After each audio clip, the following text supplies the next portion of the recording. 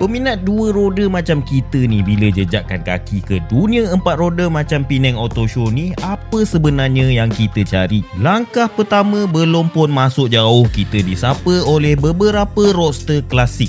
Bukan sekadar kereta tapi secebis sejarah. Mengingatkan kita pada era awal bila jentera dari Eropah mula mendominasi jalan raya kita. Penuh gaya, penuh kelas. Melangkah lagi ke hadapan seolah-olah masa dipercepatkan. Dari Eropah kita masuk ke satu zaman yang cukup ikonik, zaman JDM. So daripada depan tu kita nak akses ke dalam Penang Auto Show ni, kita akan masuk ke Hall 3. Dan betul-betul kat depan pintu Hall 3 ni kita disambut dengan Nissan Skyline R33.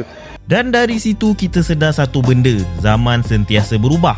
Yang kekal di depan bukan yang paling kuat, tapi yang paling berani berinovasi, yang berani cipta arah, bukan sekadar ikut arus. Dalam Penang Auto Show ni, inovasi tu bukan sekadar dipamerkan, tapi boleh dirasai. Setiap bus ada cerita dia sendiri. Dan jujur cakap, kami yang datang dari dunia dua roda ni memang ternganga. Sebab sekarang permainan dah lain. Dulu kita kenal kereta dengan bunyi enjin, gegaran, karakter mekanikal dia. Tapi hari ni dunia otomotif mula bergerak ke arah yang lebih senyap, lebih bersih, tapi dalam diam tu jauh lebih ganas. Yang lagi menarik, arah masa depan dah jelas. Manufacturer bukan lagi sekadar compete siapa paling hebat dari sudut performance, tapi siapa paling efisien, paling bijak dan paling bersedia untuk dunia yang berubah. Kita yang hidup biasa dengan throttle dan clutch ni, bila masuk dunia ni memang rasa macam masuk dimensi lain. Dan mungkin ini baru permulaan. Riders ke, bikers ke, mak rempit ke, apa-apa hal kita mesti pentingkan keluarga kita juga. So bila kita cerita pasal kereta keluarga, 7-seater mesti antara consideration kita.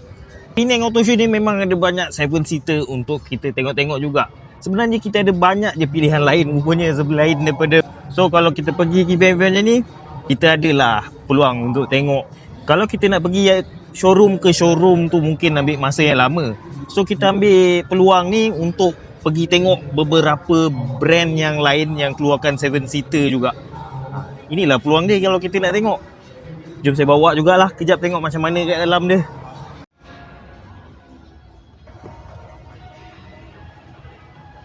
Jom kita tengok ruang dalam dia macam mana. Roomy baik.